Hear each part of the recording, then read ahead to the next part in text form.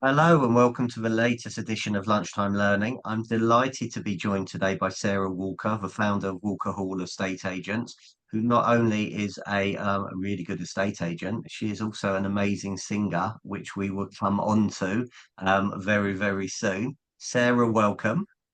Um, how did you start agency? Hi, Stephen. Thank you so much for inviting me on to your Lunchtime Learnings podcast. I'm really thrilled to be here and quite sort of imposter syndrome, I have to say. I'm not really sure why I'm here, but we'll find out, I guess. Um, so, um, yeah, I started in the 90s, back in 1998, with my Patrick Cox loafers running up and down Richmond Hill, um, which have actually come full circle back in fashion now, with a big bunch of keys running up and down the hill, and selling all the beautiful houses in Richmond. Yeah, and who would know how different it is today when you go from a box of cards and just a phone to now having a YouTube channel, social media, selling on Instagram, selling on Facebook. I mean, goodness, Okay, quite well, look, crazy, quite a we touch difference. we touch on the changes. So I know that I think you set up your own agency going back to 2007. Yeah, Um, that's right. that was really good timing, obviously. Um, Yeah, but do you know what? It really was. And I say that because at that time, if you think about it, if you're starting a brand new estate agency, your cloth is already cut completely and you are starting from absolute zero. So the advantage that we had at that time was that when obviously the global crisis of the financial, everything just hit the fan, all the other agents in our town suddenly were making redundancies, getting rid of offices, getting rid of cars. Their focus was on dealing with their offices. And we just literally steamrolled ahead and just took up all the properties, took up all the clients and said, yes, we can sell, we can sell, we can sell. And we did it. We absolutely did it. And we smashed it and continued to do so for the next 15, 16 years. Till we sold just very recently. okay, so let's come back on that. And it's interesting you say that because when I worked at Green and Co, we opened our new Crouch End office just before the crash. And we refurbished it. We spent an awful lot of money on it, and then suddenly, oh my word, what's going to happen? But what was really interesting, because we were a new agency, and other agents couldn't sell properties, sellers were happy to give us that opportunity, happy to give us that chance, and all of a sudden we took on so many properties similar to you, and that gave us momentum straight away, which maybe we wouldn't have had if that Mm. global crisis hadn't happened. So, what were the Mm. lessons then that you picked up from that crisis, Oh and how did gosh, what? and how did you manage to get those properties on and sell them? Well, we were very lucky actually because at the time we set up with it was a family business. So we had myself, my husband, my brother-in-law, my cousin-in-law. So it was a real sort of family business, and we're all local. My family were in Teddington, my husband's family were in Twickenham, and we knew so many people between us. And one of the things, and also we'd been estate agents for, since, I mean, my husband will say, my ex-husband now will say he was an estate agent for a lot longer than I was. I think 15 years old, I think he started. Um, but we had a lot of contacts as well. We had so many friends and family who were really behind us. We were known in the area as really good estate agents, and people just came, they knew the name, and that was it really. They just rang and they wanted to work with us. Yeah. Okay, that's fantastic. Getting properties on though, easy. I mean, you talked about there your family and friends, and actually, a great tip for people when you're starting, if you're starting afresh, is actually to get your phone, Mm. go scroll A to Z, go through how many contacts you have, and just say, I've got some really exciting news. I've just decided to become an estate agent. Who do you know, friends, family, colleagues, and neighbours that are looking to sell that I can help? And I suppose in those days it was a lot easier because maybe a lot of people were looking to sell and were struggling. And even today, it's worth picking up the phone, having those conversations, and just asking them that very simple question, and then asking them how long they've lived in their home, and are they curious to know what their current value of their home is? And it just starts a conversation, and it costs you nothing. Yeah, 100%. And you've said that to me time and time again, actually, over these last few months, short months, actually, that we've known each other. And I can vouch for that. That's absolutely one of the key things that's been helping me recently. Is just having conversations. You know, nobody picks up, nobody makes phone calls anymore and has conversations, and nobody actually gets letters through the door. Even the postman came yesterday, and my daughter was like, "Oh, there's a letter, there's a letter." I mean, it was HMRC, but it's still a Not the letter. letter that you want, yeah. Not really. Well, actually, maybe it was for her. I don't know. I didn't ask. But yeah, no, look, I think definitely having conversations, building relationships, going out and networking. So Yeah, let's come back now. You set up at the start of the year, I did. So I set up, it was, I think I went live on Instagram on the 19th of December okay? And with no what made you? properties, with nothing. Okay, so that's really brave. Okay, Yeah. so in the 4 or 5 months we've been going, how have you been getting on? Yeah, good. I mean, yeah, isn't that the stock answer? Look at that reaction. Oh, good. That's what we want to say, isn't it? It's been a roller coaster. Let's just be honest. I've got I've got my first listing, and I do love a challenge. I really do love a challenge. So I have a listing at the moment, which I put on in January. It's a houseboat. It's on an island, a private island in the middle of the River Thames. It's £800,000 cash because you've got obviously you can't get a standard traditional mortgage on a houseboat. It's got a 20-year license, a mooring license, which you then need to renew after 20 years. There's a service charge of about £1,000 a month. I mean, when you think about it, there are so many kind of like absolutely not, but somebody is going to buy that house. And I have to say, it's been an incredible learning curve. We've had Instagram inquiries, Facebook inquiries, Rightmove inquiries. We've had inquiries from people who have been on the island and they've seen the board.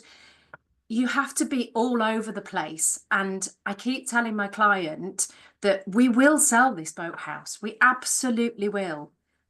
And the right buyer will come along at exactly the right time, and just have faith in the process, and it will happen. And I think one of the things I'm a great believer in is being really positive and putting that out into the universe, because I believe that if you were say, "Oh, it's really hard," I can listen. People listening to this podcast now are probably thinking, "Oh my God, what is she doing?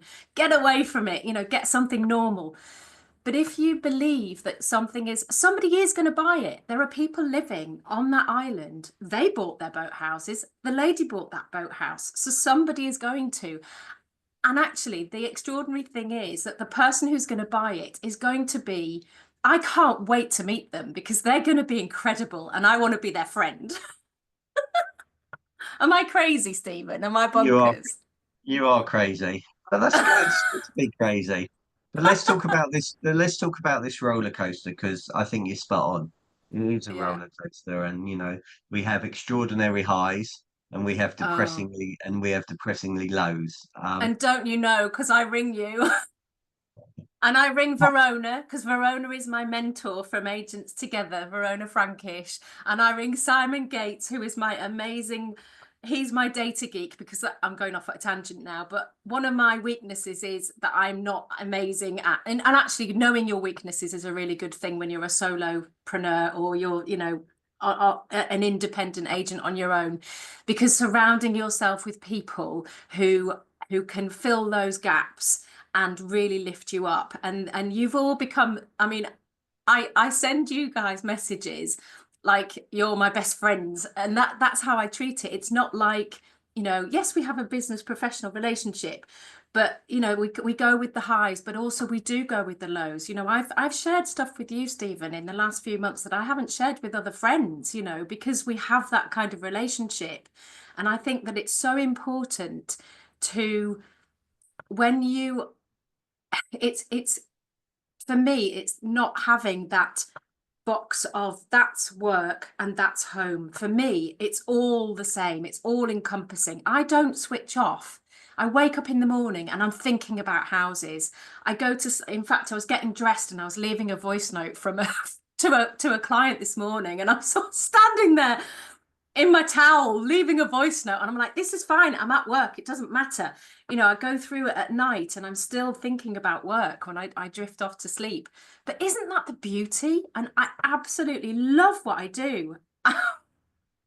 Right, I've got loads of questions for you. Sorry. So you're very passionate about the industry. Okay, Yes.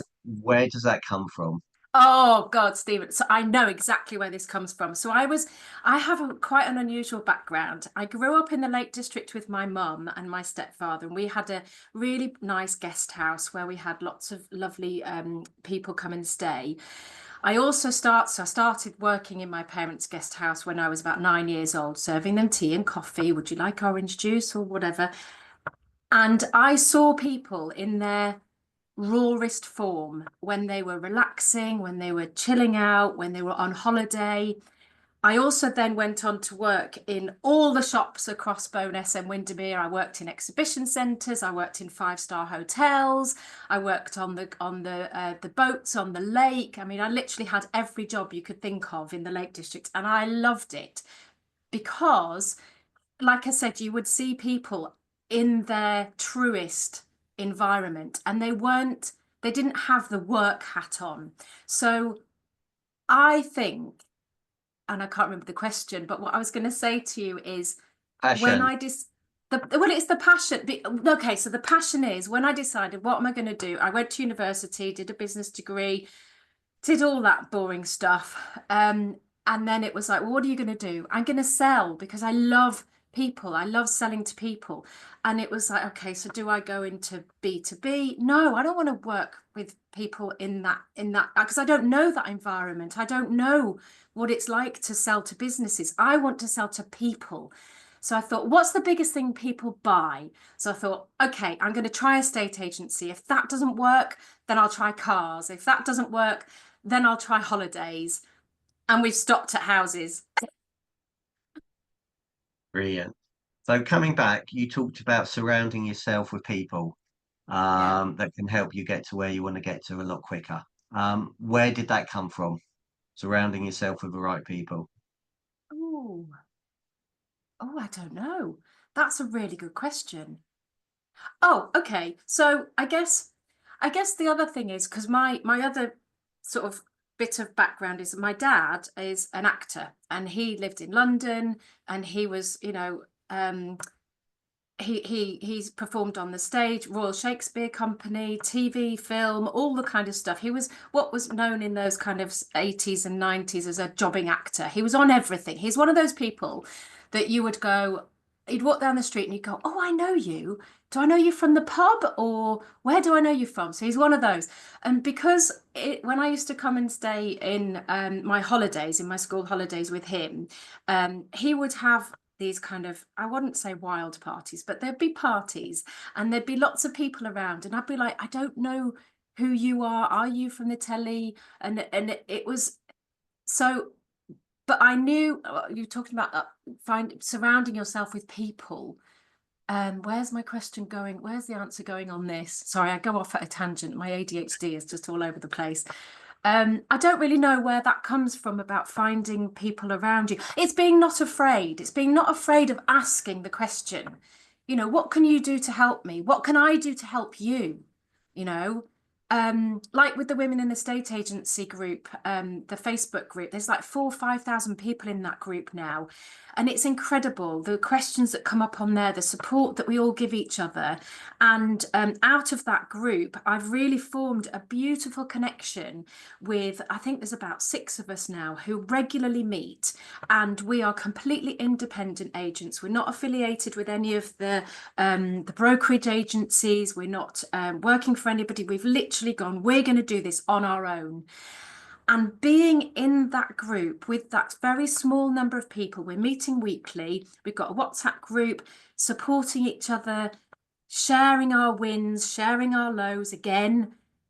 But it's surrounding yourself with people who are slightly ahead of you. So you get real, I mean, there's one couple of girls in there who I'm just like, oh my God, if I can get to where they are in the short space of time, and you know some of them as well, in the short space of time that they've got to, with the enthusiasm that they've got, I have that. I've got all of that in me. It's just waiting to burst and to happen. And I can see it. I can literally see it in front of me, that the path that I'm on. I'm in the wake of their success. And that's why I think everybody needs to go for and surround themselves with people who are, and get inspiration from people who are ahead of you or who know stuff that you don't know. And it's a big sort of collaborative team effort. Just because I own Walker Hall Estate Agency on my own, it doesn't mean I'm an island. There we go. Well said. Success leaves clues, and there's some great people out there. And what I love now is the collaboration that's out there. Which is absolutely fantastic. Oh And I love yeah, and that reminds me, that's the next thing. Oh my goodness. So I've got to tell you a story. So we all know Tanya Baker. Tanya Baker is the queen of Instagram. She's selling something like 35% of her properties on Instagram right now, and it's insane. I get out of the blue, and I love these synchronicities of the universe. Out of the blue, things happen, and I literally just laugh when they do. Had a phone call from a friend who I've known since our daughters were at school together 23 years ago. And she said, "Oh, I've got a house in Southeast London. Can you recommend somebody?" And I just knew instantly. Well, I first of all Googled the address, because I thought, well, is it, like a small place? Is it going to be Tanya's kind of brand? And oh my goodness, it is absolutely perfect. And don't be afraid to reach out to people. I've never spoken to Tanya in my life. I messaged her, "Hi Tanya, I'm Sarah. I've got this. Do you want to look at this house? Is it for you?" Straight away, yes. She, bless her, she's the sweetest person. She said, "What's your address? Let me send you a thank you." And I'm like, "No, I don't want a thank you. Gifts are not my love language. I want to be, let's work together on this. Let's, get something going." And I ended up going over there. We spent the day together. We had a look around the house together. We recorded some footage for one of her posts that she's putting out.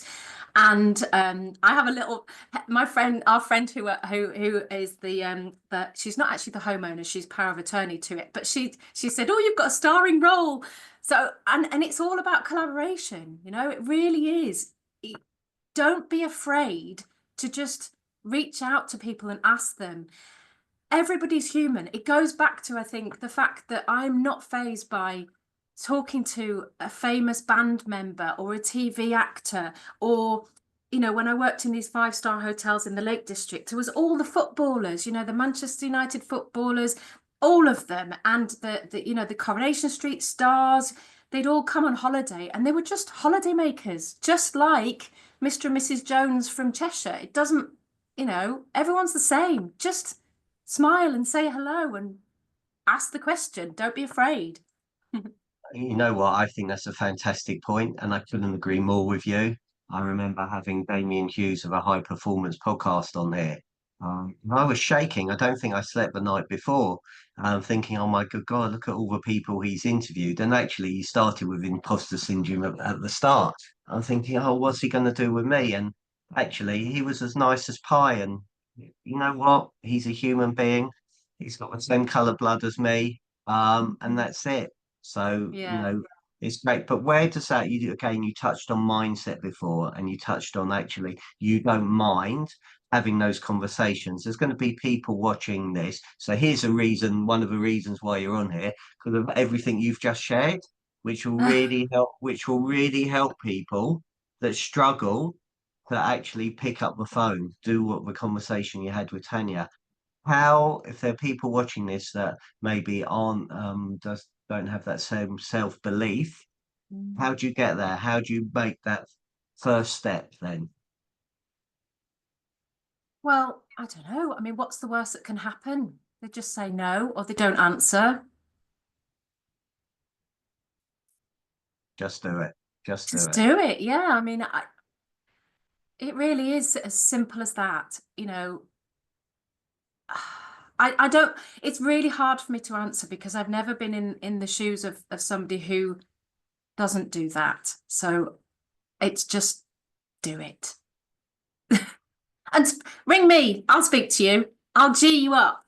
I think that's, yeah, I think maybe, yeah, need some motivational speak. And you can do it. Okay. And I used to do that with my staff actually, because I obviously when we had our agency and I did have staff, I remember a lady, one of the girls in lettings, and she said, "Oh, I've had this client on the phone and she's really difficult and she wants me to bring the fee down and she's this and she's that." And I was just like, "Do you know what?"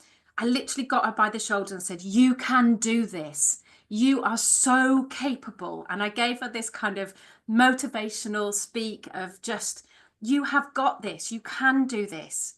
And everyone can do it. You just do it. Great advice. So I want to come back to something that happened when I think you were in your early teens.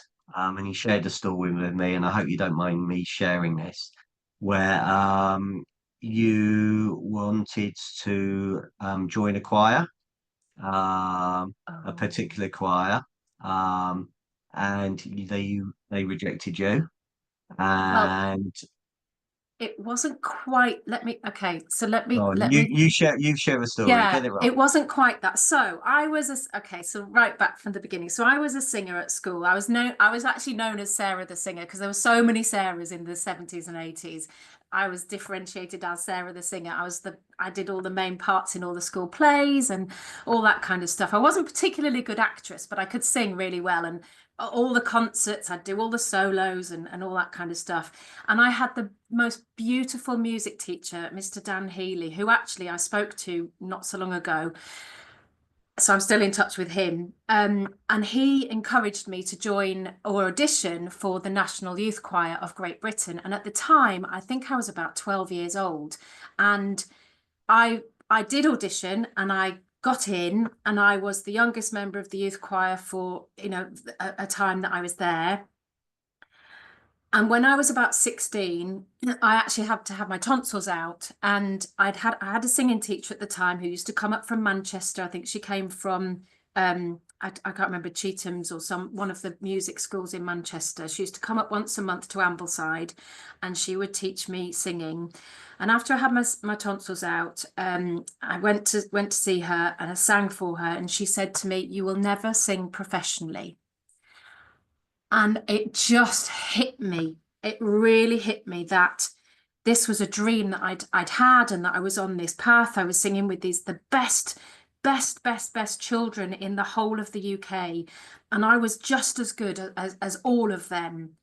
And I really, really wanted to be a professional singer. But because she'd said, you won't be one, that was it. I just stopped. So at 16, I just never sung again.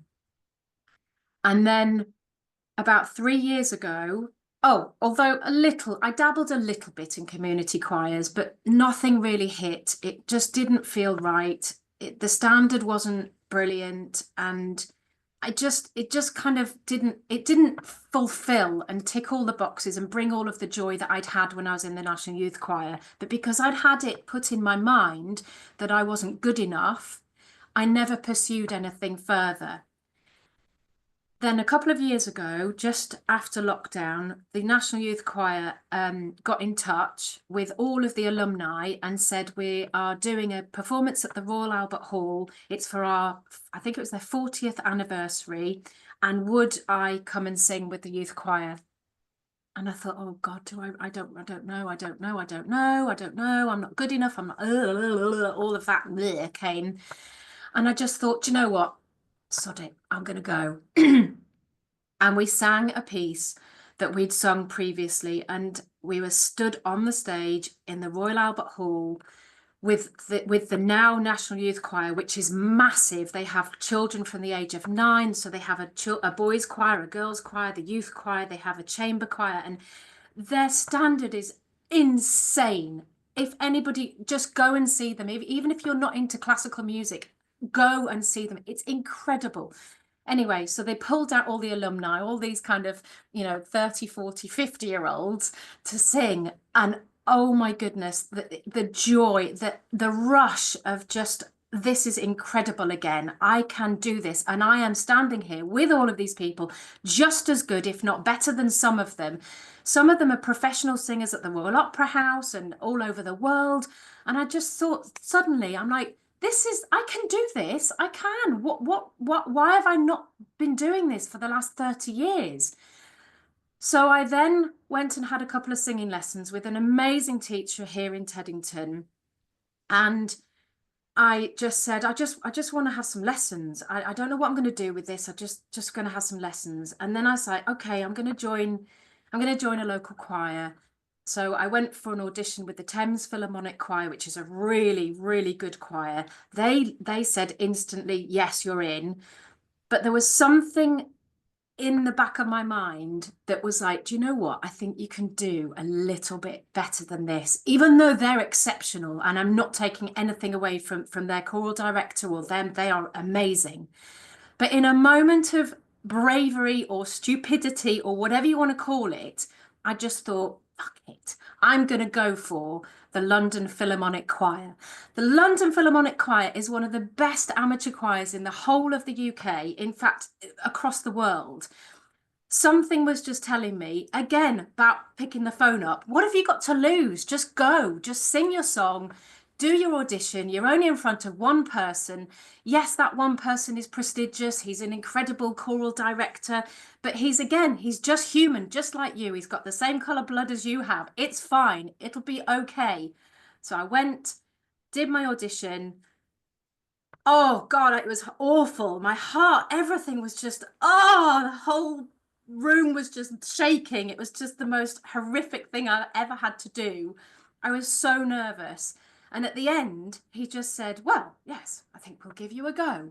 And I literally looked around. I was like, is he talking to me? I couldn't believe it. And that was it. And then I've been singing with the national with the London Philharmonic Choir for the last year and a bit. And it's been insane. We sang at the Royal Festival Hall lots. You came to see one of our performances. Oh my God, I was so grateful that you came and experienced that. That was an incredible performance. We sang at the Royal Albert Hall. We did the proms last year. That was then televised. We did the Doctor Who proms. It was televised on Christmas Eve. We've been on the radio. I mean, it's just what a journey, just from doing a hobby. But at that level, at that high performance, again, I think I'm getting a message that I am just wanting to do high performance stuff, which again is why in my Walker Hall agency, I've decided I'm really just going to go and sell the big houses. There are so many high street agencies out there.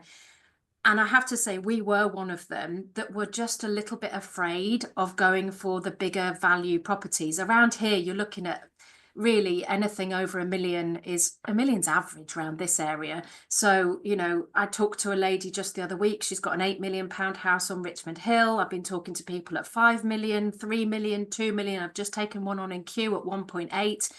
They're just numbers to me. It doesn't really matter. And they're just people.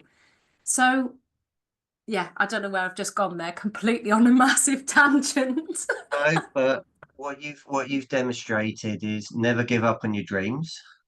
Um, Actually, you've proven that teacher totally wrong. That teacher telling you were not. Well, although I haven't sung to be paid yet, so maybe that's the next challenge is to get a gig where I actually get paid. Okay. Oh But dear, I've said it live now on you this said it live. podcast. There you go. You've heard it Oh, here it's first. out there. Worldwide exclusive. You've got to do it now. Uh, but look, I think there's loads of amazing lessons there. So there's another reason why I got you on. Okay, because I think you've shared a lot. So again, what have you got to lose? And actually, you talked about additions. Where actually every day you're going on an addition when you go on the market appraisal. Yeah, you are. So Yeah. and in a way, when you were, I suppose, performing and doing your front solo in front of that gentleman, that's what you're doing, whether it's for decision makers every day. Yeah, And it you is. need to be, and you need to be at the top of the game. And I bet you just didn't turn up. You were talking before that you had lessons. So again, there's loads of things that you can put into this. How good are we actually? Do we practice before Mm, we go on the appraisals, rather yes. than we get thrown loads of questions and actually we don't know the answers to those Yeah, questions? 100%. Do lots of role play, loads of role play, absolutely. And then the other thing is having that self-belief, self-belief, self-belief. I am going to get in. And I know this may be a little bit woo for some people, but it is having a conversation with yourself in almost to congratulate yourself in the future that you've already got it. It's like it's a done deal. I'm in. I'm in the choir. I've got this instruction. It's in the bag. You walk out the door, if you're in a high street office, with your clipboard or whatever it is, or your iPad that you're taking to do your presentation, you go, all right, guys, I'm going to come back with the keys. I'm going to come back with the signed contract. You've said it. It's done in that moment. Have that self-belief. And when you go on your valuation, you're driving there or you're going on your bike or you're walking, just breathing, breathing. I've got this. I've got it. I've got this. I love what you said there about visualizing your success in the future. Again, Yeah. one of the things that I've just recently done on the training session, how to be a top performer, was I got everybody to write themselves a letter to the future. So I want you to imagine now we're at the end of the year and you're writing to yourself, what are the Uh-huh. things that you want to achieve? And then you're I've gonna done it set. already. I've got it. I literally do. And the other thing that I do, God, we are really going on a woo tangent. I have this app called the Think Up app. It's really cheap. I've got it for the whole year, whole lifetime thing. You can record yourself with kind of like music in the background, and it's all whatever you want to say. So I literally have every month I'll do a new one with my goals and my whatever it is, and it's almost like you're already there. You're already there. Walk into the house, greet the owner. You're talking through the process of what happens, and then you're visualizing. You receive the contract in whatever form it is. You put the house on the market. You have so many buyers who want to see it. You've got over the odds of statistic that like you sell it quicker than any other agent. There's loads of scripts you can just do. You know this. You train people on this. But plug that in with your voice, because the most powerful voice is your own voice. So if you record it and then you stick it in your headphones and you go to sleep at night with that just over and over and over, when you wake up in the morning, it's definitely done. It's in there. It's in your brain. So there is no doubt. Because the thing that I find is if there is a creep of doubt in anything, then it's gone. It's not yours. I've learned something this morning, which is I've never heard of the Think Up app. So thank you for sharing that. I'm going to go and look at it now. But again, great advice. So I want to end on a couple of things. You've mentioned agents together and you've mentioned Verona, you mentioned Simon as Mm. well. So just talk to me about the power of mentors and why you got involved with agents together and how it's benefited you, please. Oh, it's been incredible, absolutely incredible. And I think, and again, not just about sort of sharing, oh, look, I've got this, I've done this, I've done that. It's actually the times when I've really benefited the most has been the times when I've just been a weeping mess because we all get there. There's the old saying, this too shall pass. Just because I'm on a high today doesn't mean I'm going to be on a high tomorrow. And I get that. I can't sustain this level of energy forever. And you've had conversations with me where I've been an absolute bleh, and we all get that.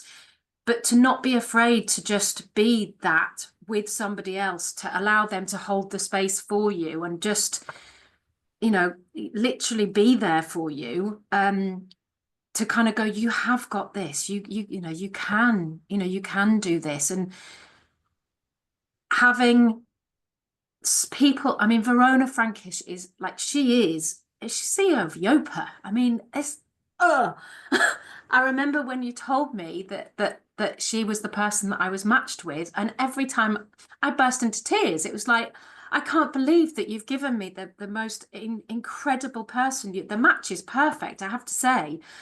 And it's the same with Simon. His level of intelligence about data. I can ask him anything at all, and he's there. He knows it. Yeah, just having those people around you is, yeah, you just get in touch with Stephen, get in touch with Agents Together. If you're listening and you haven't got a mentor, get one. Brilliant, thank you. And just finally, you touched on the Women in the State Agency, and Yeah. you've already mentioned the benefits of that. But tell us about the conference and what you got from that. Oh, the conference was insane. Oh my God, we had tears, we had laughter. I mean, literally belly laughter. It was incredible. It was just really, really uplifting. You go to sort of industry conferences, and again, it kind of, I think it goes back to that part of me that's like, oh, I don't really want to be surrounded by industry people because I don't like them in that environment. But the Women in Estate Agency conference actually took everybody from being employees or being estate agents and made them human. And I was so grateful for that, because that's exactly what I do, is, bring everybody to the bare bones of being human. And some of the conversations that were had in that conference, you're never going to hear those in any other industry. I don't think anybody's done it as well as the ladies and gents who put that together have done it. Yeah, it was exceptional. So thank you for your time. Really appreciate it. People want to Oh, get I hold want of you, one last Sarah. thing. One last thing. Go on Thank then. you for these. For You're very computers for welcome. schools, I'm going to go and present these two tablets to schools tomorrow. And just because I deal with, £1 million, 2, 3, 4 million pound properties, there are going to be children in every sector, in every school, who will need this kind of thing. So don't think, oh, it's only a whatever. Who wants that? Every single school will have a section of their children who will absolutely need that. And do you know what? That could be the leg up for a little child for their future. So, yeah, computers for schools. Thank you, Stephen, for the work that you do. No, thank you. That's very kind. So if people want to get hold of you, Sarah, how do they do that? Oh, Instagram is where I really hang out, I guess, which is at walkerhall.co.uk. But yeah, I mean anywhere really. I have even got a YouTube channel with my houseboat on. Go and check that out. But yeah, LinkedIn, Instagram, Facebook, yeah, all over. Just come and say hi. Come and say hello and be my friend. Yeah, well, look, thanks for being a fantastic guest, and thanks for sharing so much gold. It's been a real pleasure having you on. So thank you Thank everybody you, for watching. Stephen. Really, really grateful. Please like, share. Till the next time. Thank you, everybody. Thank you. Bye.